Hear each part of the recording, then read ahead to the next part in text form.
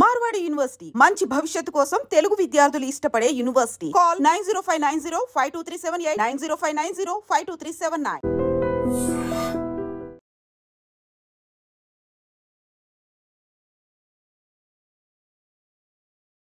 సభ్య సమాజం నివ్వెరపోయిన ఘటన నిజామాబాద్ జిల్లాలో జరిగింది. 50 ఏళ్ల వయసున్నటువంటి మహిళ మరొక వ్యక్తితో అక్రమ సంబంధం కొనసాగిస్తోంది. దీంతో అడ్డుగా ఉన్నటువంటి భర్తను తొలగించుకోవాలనుకుంది. 60 ఏళ్ల వయసున్నటువంటి భర్తను ప్రియుడితో కలిసి అత్యంత దారుణంగా హత్య చేయించింది. అంత్యక్రియలు కూడా జరిపించింది గుట్టుచప్పుడు కాకుండా. సరిగ్గా 15 రోజుల తర్వాత ఈమె భాగోతం బయటపడింది. అంతే, పోలీసులు రంగప్రవేశం చేసి ఆమె ప్రియుడితో పాటు ఆమెను కూడా కటకటాల పాలు చేశారు. ఈ దారుణమైన ఘటనకు సంబంధించి పూర్తి డీటెయిల్స్లోనికి వెళ్దాం.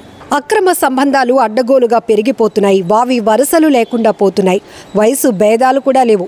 వివాహేతర సంబంధాలు విచ్చలవిడిగా విహారం చేస్తున్నాయి. ఈ క్రమంలో అడ్డొచ్చిన భార్యలను భర్తలు, భర్తలను భార్యలు నిర్దాక్షిణ్యంగా అంతం చేస్తున్నారు. ఇప్పుడు మీరు చూస్తున్న ఈ స్టోరీలో కూడా ఓ వృద్ధ మహిళ మరో వ్యక్తితో వివాహేతర సంబంధం పెట్టుకుని భర్తనే అంతం చేసింది. ఈ దారుణ ఘటన నిజామాబాద్ జిల్లా మాక్లూరు మండలంలో చోటు చేసుకుంది. మాక్లూరు మండలం కల్లెడ తండాకు చెందిన గుగులోతు శంకర్, యమున భార్యాభర్తలు. శంకర్ మొదటి భార్య మృతి చెందటంతో 40 ఏళ్ల క్రితం యమునను రెండో పెళ్లి చేసుకున్నాడు శంకర్. కొంతకాలంగా సంసారం సాఫీగా సాగింది. 8 ఏళ్ల క్రితం యమునకు అదే తండాకు చెందిన సమీప బంధువు నందుతో పరిచయం ఏర్పడింది. ఆ పరిచయం కాస్త వివాహేతర సంబంధానికి దారితీసింది. నందుతో యమున చనువుగా ఉండటానికి గుర్తించిన భర్త అక్రమ సంబంధంపై నిలదీశాడు. ఈ క్రమంలో భార్యాభర్తల మధ్య గొడవలు మొదలయ్యాయి. తమ అక్రమ సంబంధానికి భర్త అడ్డుగా ఉన్నాడని, శంకర్ అడ్డు తొలగించుకుంటే హాయిగా బతికేయొచ్చని భావించారు. ఈ మేరకు ప్రియునితో కలిసి భర్త హత్యకు ప్లాన్ చేశారు. ఈ నెల 6న కొడుకు కూతురు ఇంట్లో లేని సమయాన్ని అవకాశంగా తీసుకున్నారు. ఎప్పట్లాగే రాత్రి డాబాపై పడుకోగా ఒక్కసారిగా ఈదురు గాలులు వీచాయి. అదే అవకాశంగా మలుచుకున్న యమున డాబాపై నుంచి మెట్లు దిగేందుకు వెళ్లిన భర్తను ఒక్కసారిగా కిందకు తోసేసింది. తీవ్రంగా గాయపడ్డ భర్తను కర్రలతో కొట్టింది. ప్రియుడితో కలిసి గొంతు నులిమి చంపేసింది. ఆ తర్వాత ఇద్దరూ కలిసి సహజ మరణంగా చిత్రీకరించారు. డాబాపై నుంచి పడి శంకర్ మృతి చెందాడని అందరినీ నమ్మించారు. హడావిడిగా అంత్యక్రియలు కూడా పూర్తి చేయించారు. శంకర్ది సహజ మరణం కాదని, హత్య చేసి ఉంటారని అనుమానం వ్యక్తం చేశారు. ఈ మేరకు మాక్లూరు పోలీసులకు ఫిర్యాదు చేశారు. దీంతో రంగంలోనికి దిగిన పోలీసులు తమదైన స్టైల్లో విచారణ జరిపేసరికి భార్య బండారం బయటపెట్టారు. సహకరించిన ప్రియుడిని సైతం అరెస్టు చేశారు. ఏదేమైనా యమున లేటు వయసులో ఘాటు ప్రేమ ఆమె జీవితాన్ని అంతం చేసిందని చెప్పాలి. చూద్దాం ఈ అక్రమ సంబంధాలు ఇంకా ఎన్ని దారుణాలకు కారణమవుతాయో. ఆయన 40 సంవత్సరాల క్రితము సెకండ్ మ్యారేజ్ చేసుకొచ్చిన మా పినతల్లి, ఆమె పేరు యమున. సో మునిపల్లి నుంచి చేసుకోవడం జరిగింది.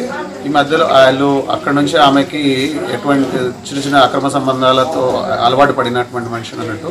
సో చాలాసార్లు ఇది చేయడం జరిగింది, వార్నింగ్ ఇవ్వడం జరిగింది, కానీ ఆమె మార్చుకోవడం జరగలేదు.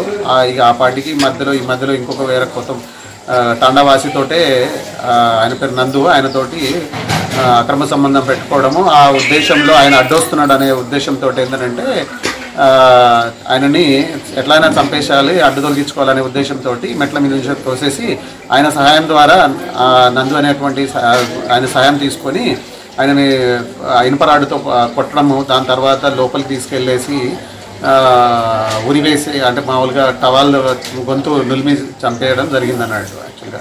సో దాన్ని మాకు అందరికీ, కుటుంబ సభ్యులందరికీ మామూలుగా ఏదో యాక్సిడెంట్ లాగా క్రియేట్ చేసేసి, అంటే పడిపోవడం జరిగింది, అలానే చచ్చిపోవడం జరిగింది అనేటువంటిది అంటే అలా క్రియేట్ చేయడం జరిగింది అన్నట్టు.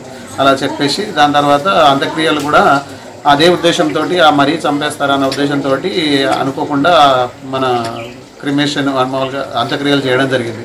కానీ దాని తర్వాత కొన్ని ఆమె మాటలు మాట్లాడే విధానం కానీ, లేకపోతే ఆమె ఫోన్ చెక్ చేయడం వల్ల ఇంకొక ఇంటి వాళ్ళకి ఎవరికి ఈ విషయం గురించి చెప్పడం తెలియకుండానే 2-3 గంటల పాటు వేరే వాళ్ళకి ఫోన్ చేయడము, ఇది చేయడం, ఆ కాల్ లిస్ట్ చెక్ చేయడం వల్ల మాకు డౌట్ వచ్చి దీన్ని పోలీస్ దృష్టికి తీసుకుపోవడం ద్వారా అది మర్డర్ కేసుగా మాకు అనిపించింది అన్నట్టు.